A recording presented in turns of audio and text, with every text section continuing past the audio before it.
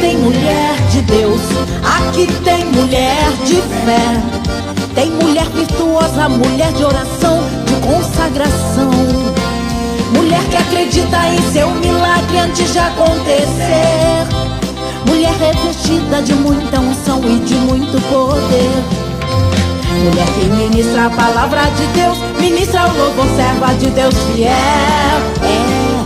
Essa é a mulher, mulher de fé. E apesar de tanta luta, está sempre sorrindo em seu Deus, confiante que a vitória vem.